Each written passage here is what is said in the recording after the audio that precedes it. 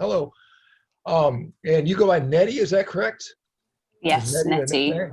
And you are in Bali. Is that also correct? Yes, that is correct. That's why I had to check whether Yeah, the that's right. And connection's okay. yeah, and that's my apologies. We had to reschedule last time because of the time zone differences. I've got a question for you. I've got a friend who owns a large bamboo structure in Bali in a place called Sharma Springs. It's like the Okay. largest bamboo building in all of Indonesia or something like that. It's like a 6-story home. And I just wonder if and Wow. it's like some green village or something. I'm not sure if you're familiar. I think if I'm not mistaken, Bali is a haven for a lot of people that practice veganism, if I'm not mistaken. Is that correct? Oh, it sure is. Yeah, it's slowly changing for the better, like going back to its ways, but it's extremely traditional here. So the locals here, they absolutely love their pork. So there's no ignoring the high meat availability here, because their restaurants, how they advertise their food is by having a dead pig, a whole pig in their window. And that's how it's like, here, this is Yeah, where like you want to eat. a little suckling pig. And that's something that I Yeah. think in Asia, I mean, pork is king for sure. I mean, that's the Oh, most yeah. pork is the number one meat in the world. For people that don't know that, we're used to beef in the United States, but pork actually, on a worldwide basis, pork by far dominates. So interesting. Well, give us a little bit of your background. So you got an interesting background. Can you just kind of walk us through kind of the highlights if you don't mind? Oh, yeah, I don't mind at all. Firstly, thank you for having me on. So, my name is Antoinette, originally from England and now here in beautiful Bali. I help people with their mobility online, so that pretty much keeps me here. So, for people that want to improve their mobility with strength behind their movements, so it's not the typical yoga kind of stretching passive, it's more strength and more quality of movement foremost over anything else. So it's basically to help people to get an awareness of what their body requires. And how I got here is pretty much from being healthy and mentally stable enough to move to the opposite side of the world, which I previously wasn't. So I like to share with especially females how healthy you can really be, and obviously to acknowledge that you may feel okay, but you can feel much better. That's something that actually was kind of interesting to me, is that when I kind of, as I was going through life, you kind of get accustomed to what you feel like and what you consider to be normal for you. And, Yeah. and honestly, I mean, relative to people around me, I thought I was quite good. But then when I actually made these changes, I realized, well, there was a lot more I could improve. And that was something that was striking to me. I mean, it was with, as a kind of an older person now, I'm in my mid 50s.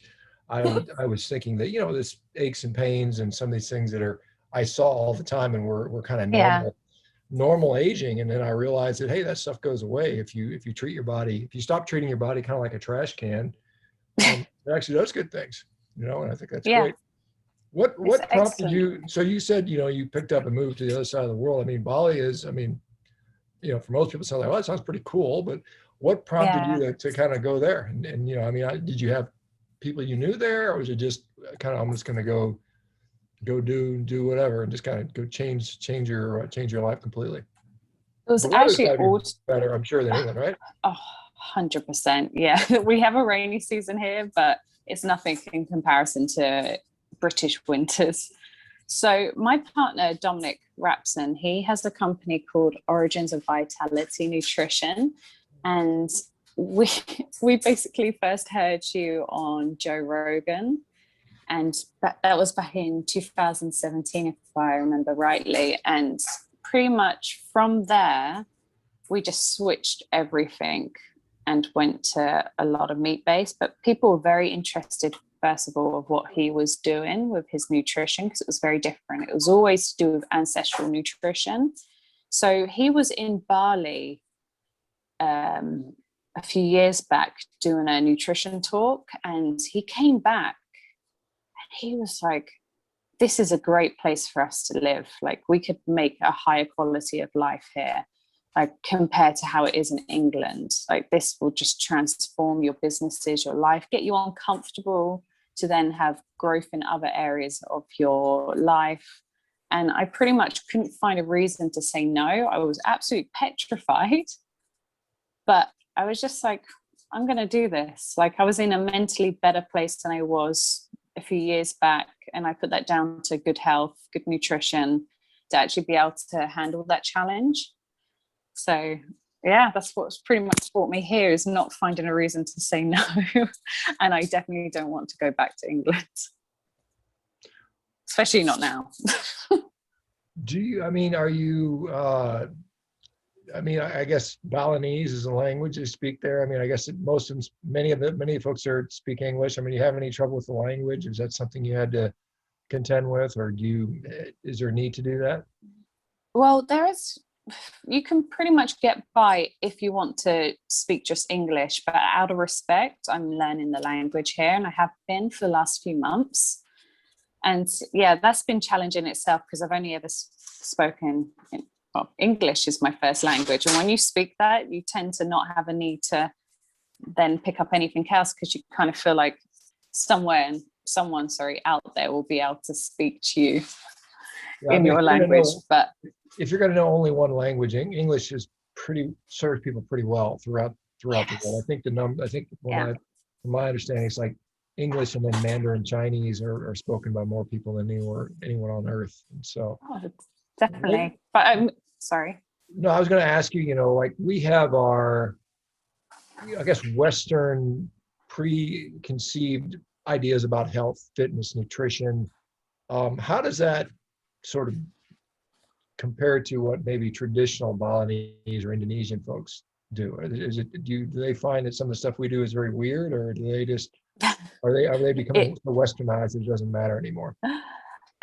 When I have questions or requests in restaurants, sometimes it doesn't get communicated with the kitchen. Like, I'm extremely fussy about what I have my meat cooked in. I don't want it to be cooked in vegetable oils, firstly because it's terrible for you, and secondly because it tastes awful.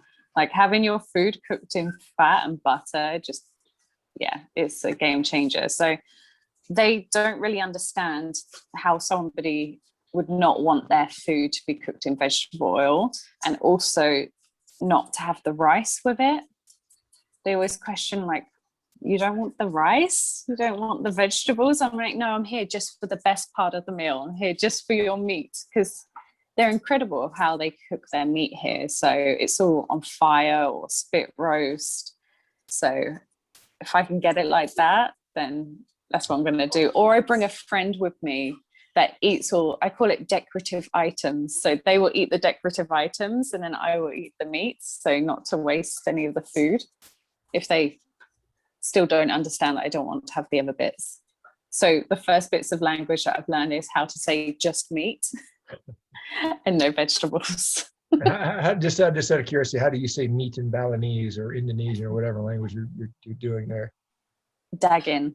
Daging. Okay, very good. So for beef, it's sapi. For pork, it's babi, and so on. So you just put it with the daging. Got it. Awesome. Okay. Yeah. So tell me, I guess, I mean, my understanding was prior to this, you were on kind of a typical, maybe bodybuilder style diet, Yes. lean meats and lots of fibrous vegetables and, chicken and that type of stuff. And you kind of switched over to more of a meat-based diet that doesn't include that. What was what was the contrast like between the two? Oh, huge. I was eating a bodybuilder diet for a good 6-7 years. And my idea behind things was I rather have a diet drink instead of a sugary drink, because I rather have chemicals than sugar. Fat was the enemy. This breaks my heart when I think back on it. I used to buy bacon and cut the fat off of it. Like, what was I doing? What? And there's not going to be anything left if you cut the fat off bacon. I couldn't believe I used to do that. It's like, that's the tastiest part of the bacon. You go for the fattiest pieces. But I also used to weigh everything I ate. Like, it was religious, and I would eat 6 times a day. And I remember throwing away a lot of vegetables and fruit, because I would buy these things and a lot of food would go to waste, which is a huge contrast to what it's like now. Is I don't think I ever chuck away a piece of meat. or not have use for the fat that's left over from cooking. And I feel like right now I eat far less than I've ever done. So my life doesn't revolve around when I can get my next meal in, worried about whether my metabolism is going to go down if I don't get my 6 meals in, having a snack at a certain time, or making sure I eat before I train. It's kind of so intuitive now that it's stress-free. And I used to have like eating disorders when it came to food. My relationship to food was a bit twisted, and I was so obsessed about everything that it's very relaxing now and enjoyable, my relationship to food. Yeah, and are you finding, like I said, other than restaurants, but I mean, is it difficult to pursue a kind of an animal-based diet in Bali? I mean, is it, you kind of pointed out there was or still is a large sort of vegan push there, and everybody's wanting to eat rice, and Yeah. that region of the world there is a lot of rice consumption. Is it difficult to obtain quality meat or meat at all? Well, that's a funny thing. My partner and we would struggle to find good meat. We would go to the supermarket and their beef didn't look very inviting to buy, let's say.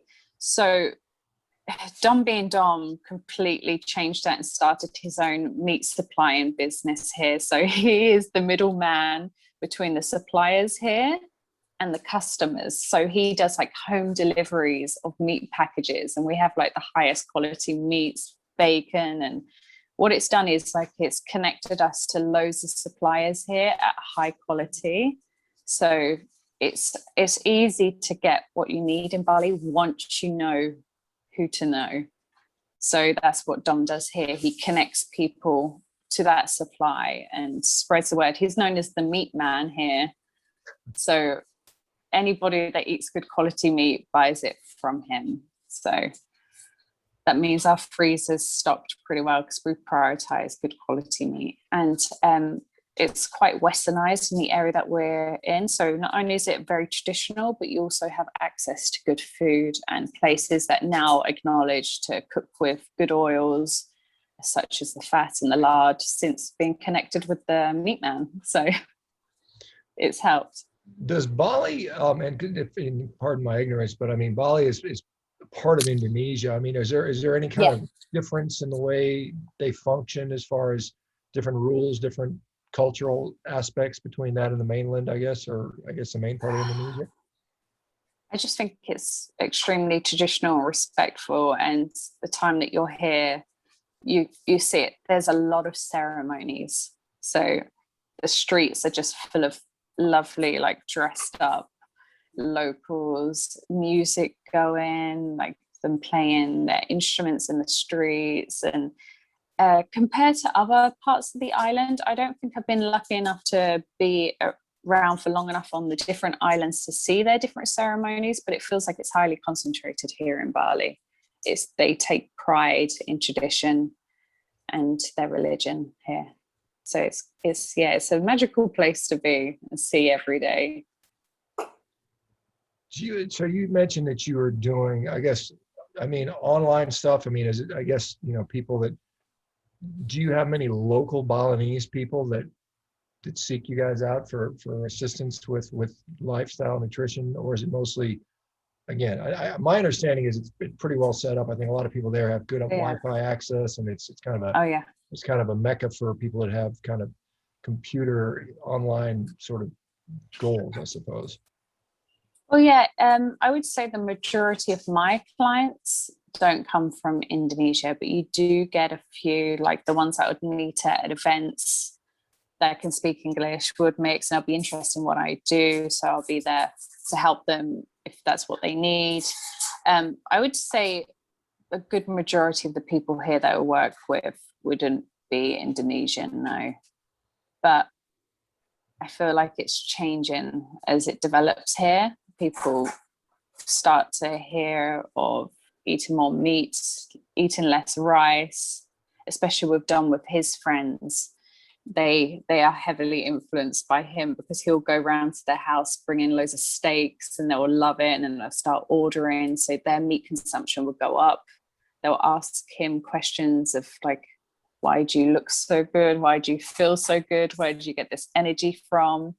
And it's kind of like an influence on what they they want, basically, just seeing a different side of things. And is there, within Bali, is there the stigma of, meat being problematic or bad for you like it is in a lot of places, UK, the US? Do you see, is it stigmatized the same way? No, I haven't seen or experienced that at all, because you'll see cattle just free roaming. Like, you'll be going down the beach and there will be a cow walking down the beach, or it'll get loose from their field. You have chickens running around. You can actually buy the eggs of I call them village chickens, like the street chickens. You can buy their eggs from the shops. The pigs, some of them are free roaming. It's just so heavily meat cultured here that I don't think they see any issue or have created any issue with their livestock or bringing up their livestock here. But as far as like the sort of the health authorities saying, you should eat, just a certain way. I mean, here in the US, we're being told that we're supposed to eat something like some ridiculous 7 grams a day or some incredibly low amount from the Lancet folks. Is that something that you see out there, or they kind of not worry about it so much? Yeah.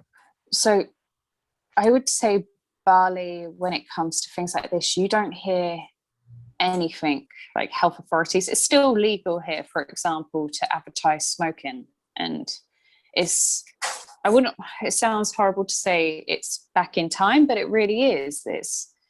It's living a more simpler life here, where things aren't overcomplicated. It's it's pretty simple. And has the obesity epidemic reached Bali, or is that still pretty minimal? Is it pretty rare to see someone that's overweight there? Or what's the situation like now? I would say it's pretty rare. You do see a few curvaceous people here, but mainly people look very fit and healthy. I think it's definitely down to their meat consumption here. They also eat a lot of grains too, but yeah, the foremost, everybody seems pretty good here. Like, you wouldn't see the amount of obese people like you would in England. Like, yeah, everybody is here making children, working hard.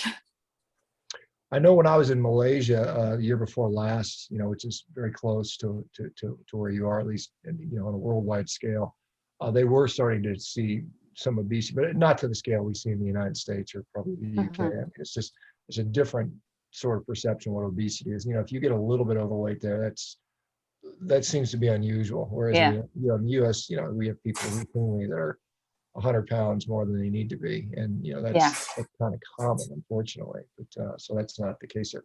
So what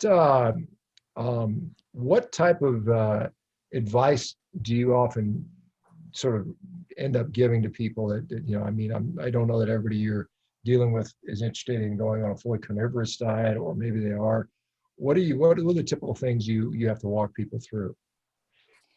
Well, a lot of them have known about my previous health issues, and there were health issues where I was told, this is it. This is what you're going to have to put up with. Here's a pill to cover up the symptoms. Oh, here's another pill to cover up another symptom. So when they come to me saying they're on medication or they suffer with anxiety, I'm like, you don't have to go through that. You can change your health from within, and these issues can go away. You don't have to endure that, like, daily discomforts. But a lot of people, I find, have glamorized these health issues by making awarenesses or basing their identity on what they suffer with, or feeling like they're helping other people normalize it. So I kind of am there for the people that are not scared of change and are open into relearning what health can really be, and how simple our bodies are if we just give it the right nutrition. So that's pretty much what people come to me is. They generally ask, what do you eat on a daily basis? Because I'll see my Instagram. And a lot of the times I will reply, honestly, I'll be like, fish, meat, eggs, occasional dairy from the butter that I cook with. And then most of the time I won't hear back from them. And it's a lot of time it's females. Sometimes they'll come back to me a few months later, once they're kind of like maybe ask loads of other people the same question and more curious and more open to it. And other times it's people straight away want to get on it and want to try it for themselves. You mentioned, and I guess I didn't get this in the beginning. You said your own health issues. I mean, what kind of health issues were you dealing with? Oh, a few years back, I was having reproductive issues. So I ended up with endometriosis, and that's pretty much how I saw it. I ended up with endometriosis, not that I caused the internal health issues myself through my diet, because that was never brought up. I was having all the bad symptoms, so I went to the doctors. That's what they told me it was. Then I kept on doing operations, and the only thing they ever told me to do was to cover up the symptoms of this issue with the pill. So that's what I did. So I just kept on having the recurrent symptoms come up. It would get really bad. They'll be like, have another operation, take your pills, have another operation, take your pills. And then I met Dom, and I shared later on the health issues that I was having. So he kind of mentioned to me about changing the diet and that avenue, but I didn't know what a huge impact it really would have on my internal health. So I listened, I trust, I was desperate at that point, and it worked. Like, I came off the pill. It took a good 6 months, and I got my hormones regulated. I was getting regular periods, unassisted through the pills, and all the symptoms of the endometriosis went. And then I went to the doctors for a second checkup, like maybe a year later, and everything had vanished. Like, all of the cells, everything that was causing me issues, everything that they said was wrong wasn't there anymore. I was like, this is meant to be like an irreversible issue, endometriosis. And the one thing they tell you to avoid is red meat. And I was like, you've got to be kidding me. This is an issue where you're told the one thing that's helped me. Like, I was so strict at the beginning. I was eating just my steaks. It was like no adding anything else in. The one thing you tell me to avoid is the one thing that's helped and got rid of it. And so, yeah, so I love to share with women female health and be a good example of not tolerating, not putting up with the stuff you're told is normal. And just for the people that aren't familiar with the term endometriosis, I mean, it's obviously, it's something that women tend to do, and it's basically intrauterine tissue that ends up outside the uterus, and you get fallopian tubes and throughout the pelvis, and it can be very well. You could probably tell better than I, painful, and it can be very problematic. And so, yeah. But it's something that, because I've had females ask me specifically about endometriosis, and does diet seem to impact that? And I have seen several women where they've seen pretty dramatic improvements, and so I'll just kind of refer them to you as well as another person that seemed to do that. And it's interesting. Did the physician who saw the follow-up and saw everything that was gone, did they have any were they surprised at all? What was the reaction there? To my doctor's surprise through the changes, they honestly, it was hard to get any emotion out of them. They didn't really seem to wonder or question how any of that's happened, which was strange.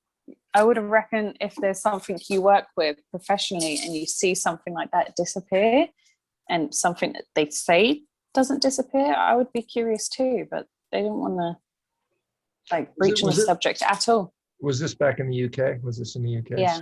Okay. So NHS. Okay. And again, you've been in Bali just now for several months, not for how long have you been here? Oh, yeah, just over 2 years now. 2 years. Okay. Yeah, so this going back a few years. And can you become a Balinese citizen, or what are the rules over there as far as how long you can stay? You can get a Ketas here, so that will let you stay here for 2 years. You pay taxes, but to become a citizen here, from what I've heard, it's quite a long, lengthy process. So I haven't actually looked into it myself, because I just haven't seen it as a current option. But the way things go now here, I definitely wouldn't want to leave anytime soon. So got to think of more permanent. how do you, yeah, I was gonna say, how do you stay beyond the 2 years if you, if you have a visa or whatever, I mean, can you Well, stay for 5 years or? yeah, you can stay for longer. You just got to go through the respected avenues for visas. So I started with a business visa through my gym, Nirvana Strength, because I help promote their gym, get people here. This was all before Corona hit the world. So the visa situation's changed quite a bit. We've not been able to travel to get our visas. So it's all been in country, like on the island. The only thing we've been able to do is domestic travel, which doesn't affect your visa. So the whole process has changed over the last, well, yeah, it's been over a year. So I've been having to deal with my visa in country, whereas before I would be traveling every 60 days with my business visa to help reset it, because you have to travel every 60 days. But it's not been an option. So you've just been having to reset your visa while you're here every 60 days. Is there a fairly large community of sort of expats or, people from other countries here, little communities that are developed? Is that something you're part of or discovered? Yes, completely. Like, I've created a whole Bali family of people from all different kinds of backgrounds. So it's kind of interesting to see the influence we've both had on each other's lives, because a lot of the people that I'm with were vegan or didn't eat much red meat, and now, like, years go on, we have our big family, like barbecue gatherings, and everybody brings their meat, or we'll supply the meat for their gatherings. We got a doggy here. Yeah, so it's been good to see the positive changes we've had, like, in each other's lives. Yeah, I apologize. My dogs. I'm trapped in a hotel room with my dogs, and I can't. I don't have a lot of options for them right now. We're gonna go for a walk. Oh no. We finish here, but so let me ask you. As far as you've been doing this. Well, how long have you been on this diet where you've changed to an animal-based diet, and how have you changed? You said you started out, you're very strict. What does it look like for you now? What's a typical day or week look like for you these days? Well, when I first heard you on the Joe Rogan Experience podcast, I listened to his podcast religiously. So I heard your podcast the 7th, I think it was like 17th December 2017. That was, yeah, I watched it, listened to it the day it came out. The next day, well, I spoke to Dom and I was like, this sounds great. And it's something he's always looked into, also the ancestral way of relationship to food. So from listening to that podcast, I was like, this is the best part of the meal. Let's try this. So we eliminated everything, just ate our beef, our steaks, and we felt extremely good for doing so. I don't think I went through a bad transition period between cutting all the carbohydrates, because I was kind of eating a keto way beforehand. So I had quite a smooth transition into just meat. And it completely controlled my eating disorder. I had like skin issues, everything disappeared. I never had any cravings for sugar. So I continued it. And up to maybe a year in, I tried to be more relaxed. And being relaxed maybe would mean having ice cream, something non-fibrous. But I have this thing where I have to question whether it's worth the side effects and the horrible groggy feeling I'm going to have for the next 5 days and the brain fogginess. Is it worth it for the food that's around? And I'm learning to relax more, especially in social environments when it's a celebration, to have a drink if it's like important at the time, just to let go and be more relaxed, because I can get very strict and obsessed about things. So to learn to relax and actually enjoy other things. But what's changed mainly is I eat more organ meats now than I did at the beginning. I never would have ate liver or oysters. I I never would have touched an oyster because I always saw people's reactions to eating them, but now I absolutely love oysters. They're delicious. There's a place here, we call it goat soup, but it's a wrong where you just have three bowls. One is organs, one is bones, the other one's like skin, eyes, tail, everything. So you just fill your bowl up of each item. You pay like 9,000 rupiah per item, and they put it in a broth. And things like that I would never have eaten at the beginning, but now it's just like delicious. So I'm more aware of making sure I get enough fat in now, organ meats, the nutrition, making sure I don't stress my body out too much with long fasts. I also make sure I eat much more now, whereas before I lost a lot of weight when I first started. Like my body weight just plummeted because and my body fat especially, because I didn't eat enough, because I felt so full on the steaks because I wasn't used to it. And so now I'm more conscious of keeping my body fat a little bit higher than it was at the beginning, and going from there.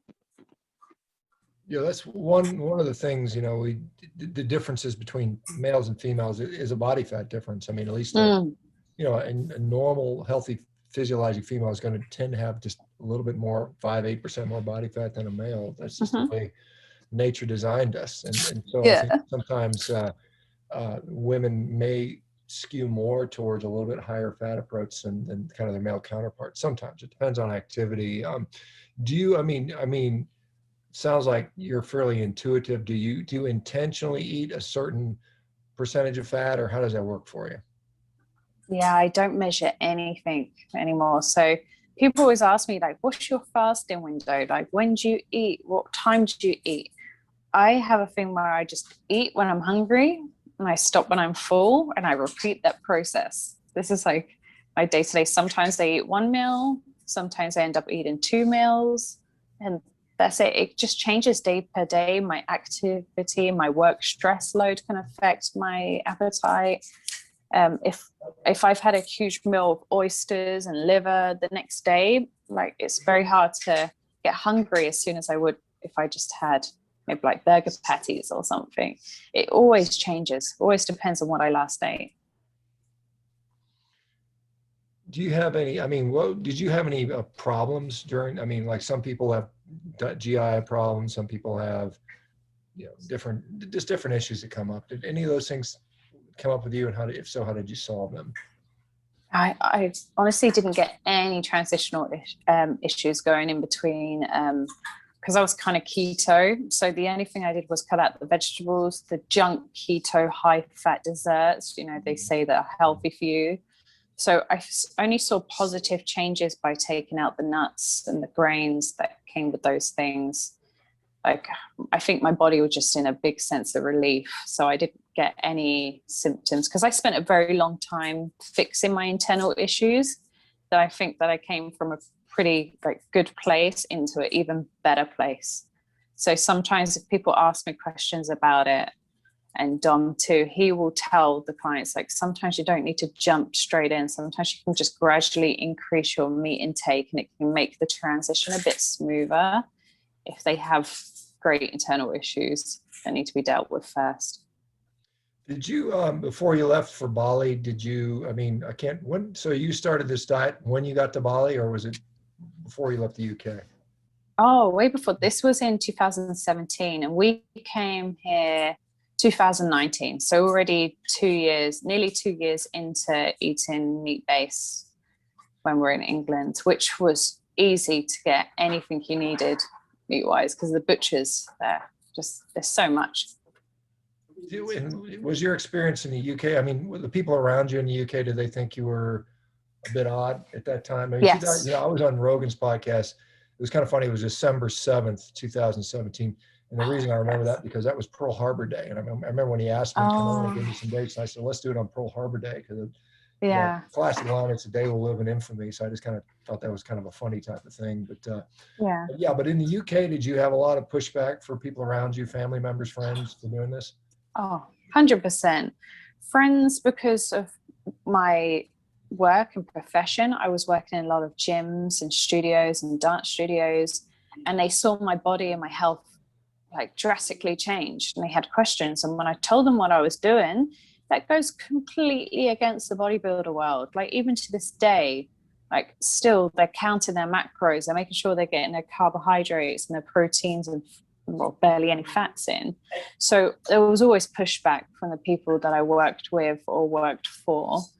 So that never changed. Maybe now they're starting to see the positive changes and they're seeing more people aware of it, because I didn't know anybody that ate like this like a few years back, but now down to what you guys do, like there's definitely a huge community in it now. And when it comes to my family, a lot of my family members have health issues, but none of them are open to change. They rather listen to the professional help from their doctors and their medication than changing anything drastically in their diet. They will listen to what's recommended to them diet-wise through the NHS, or they're not going to believe a 30-year-old girl telling them to eat more steak. Or even if I put them through to any other information, they're just not open to the change. I think it's all in their character to whether they're open to it or not. So there has been quite a bit of pushback, and especially abuse from vegans on Instagram. If I share a photo of a steak or my dinner, I do get a lot of emotional women getting in touch, asking me, am I happy with murdering other creatures over my health? And yeah, you can get a lot of pushback. Yes, it's entertaining. Well, I mean, it's sad, but almost comical to see some of that stuff. Oh yeah. Do you find that well, one thing with the bodybuilder community, I mean, I don't think that meat was ever vilified. I mean, bodybuilders been eating meat forever, but I do think, the thought that, you need to eat, a certain amount of carbohydrates. And then, again, lean meats were typically the cut of choice, whether it's chicken breast or cans of tuna. I mean, that when I grew up in the 70s and 80s, I mean, that was what they were eating. It was basically, eat a bunch of rice, eat some cans of tuna, eat some leafy green vegetables. And for some people, I mean, it definitely can work to get you lean, but at the same time, there's side effects that come with that. And sometimes those are pretty significant digestive issues for many people. I see a lot of women that, particularly women that, have gotten into physique contests where they just almost destroy their hormones. They just become so beaten by that. A lot of them will do that, and then they just have nothing to do with it. It made them feel so bad when it's supposed to be something that's supposed to be healthy for you. I mean, that's that's the point, I think. It takes them such a long time to get their hormone health back in place, to get their periods to return, because a lot of times their periods go. And they just see it as a point of, it's because I'm lean. I'm like, no, it's because you internally destroyed your body. Yeah, you look good on the outside in your opinion, but people have this thing where they think that health is visible on the outside and that's it. If you look healthy, if you look fit and strong, then you are healthy internally. And this couldn't be further from the truth. Like, you can restrict your diet, manipulate your body to look a certain way, but if you are not feeling well from within, or recognize that you're not feeling well from within, it's just a lost cause. Since you've been sort of taking on clients and utilizing this, what kind of things have you seen? What kind of things have been surprising you? Or any particular success stories that are particularly memorable for you? See, I don't work with anybody nutritionally. That's what my partner from Origins of Nutrition does. So I just help spread the word if anybody's opening to learning more. He's had incredible results with his clients over the years, like incredible, like curing, getting rid of autoimmune diseases that I hadn't even heard of, and then just hearing a huge community of people changing their diets and then seeing the positive changes. Like, I work with my clients through mobility and through strength.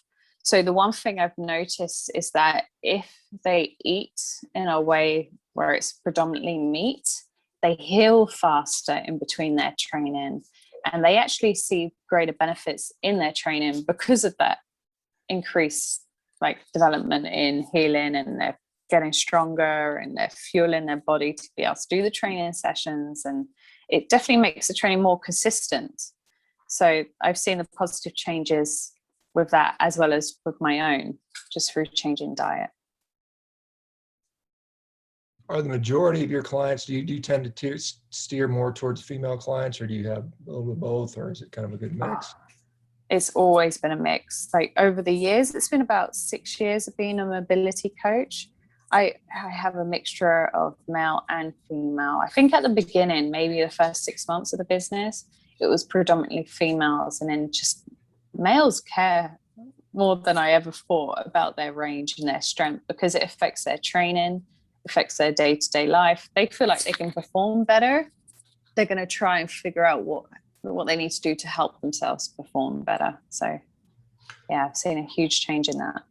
And what kind of things are you implementing? What is a typical type of thing? When you say mobility and strength, what is, most of us are familiar with strength. Some of us are familiar with mobility. But how do you sort of address this?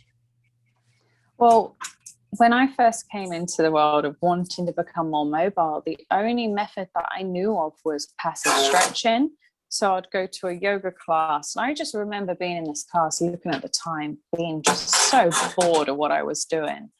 And I was introduced to end-range strength, working with weights, resisting against weights, basically working with your nervous system to learn that this range that is restricted, if you learn to engage the muscles within that range, then your body will learn that it's a safe range, but also you'll have strength and stability behind that range too.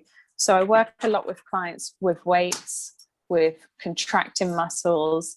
It's basically like a strength training session, but for mobility. So it's definitely more enjoyable, and you get to see the progress, not only in your mobility, but your ability to be able to hold these positions or contract the muscles without cramping. And yeah, it's definitely a fun way of training. It's very enjoyable. And as far as regards to mobility, do you find that diet actually impacts that? Oh yeah, 100%. I remember before, I wouldn't see much progress in my own training. It would take a long time. I was sore for quite some time. Every time I trained, I would be like rolling around on the floor the next day trying to figure out what I could do. Whereas now I have to set days where I rest, because I would tend to go. And now I have to learn. I'm like, okay, well, I can't keep isolating different muscle groups and working through everything. Like I need to prioritize rest, recovery, sauna, ice bath, like massage. It's when you have this kind of energy and recovery time, it's like you have to remind yourself this should be the time that you rest. So that's the huge difference that I've seen, and the results have been great. I think it's down to I'm no nutritionist or anything, so I don't know the exact terms for it, but my body just doesn't feel inflamed. It doesn't feel sore. It doesn't feel stiff. I have the normal amount of DOMS that you'd get from weightlifting, but the recovery time's much faster. So the quality of training's increased. The energy's increased. So I'm always happy to train and feel like my body's good to do so. Yeah, that's a pretty recurrent theme. I've seen that pretty commonly with a lot of people that adapt these meat-based diets. They just seem to recover better, and it is. Yeah. It's one of those things where it's not fun to train when you're sore and beat up and not feeling good. But when that's not there, then you often enjoy it. Yeah. You want to do it more. And so, is there anything that has been just surprising to you that you didn't think was associated with nutrition, that any benefits outside of the typical things we'd see, weight loss and so on and so forth? Well, the list of health issues that I had previously wasn't just endometriosis, it was also eczema and anxiety. So I was on medication for the anxiety. I was going through therapy sessions, and I just felt like the pills were my safety net. They were kind of like the thing that was kind of getting me through every day, like just to cover up what was going on. And I found as I was changing my diet that my anxiety, my confidence, so my anxiety went down, but my confidence went up. My ability to be able to go out the house and not have to have a drink to socialize or take these tablets. I started to wean myself off, and then I was like, okay, this diet's helped with my anxiety a lot, because the moment I would introduce something sugar, I know it sounds crazy, it may have been like a mental effect, but if I had sugary stuff the next day, I'd feel super anxious. And I felt like I got myself in a certain like baseline with just eating meat, that any outside foods, I could just feel straight away the side effects of it and how it made me feel. So I was like, how did I go so long eating these foods that were making me feel that way? I'm thinking it was normal.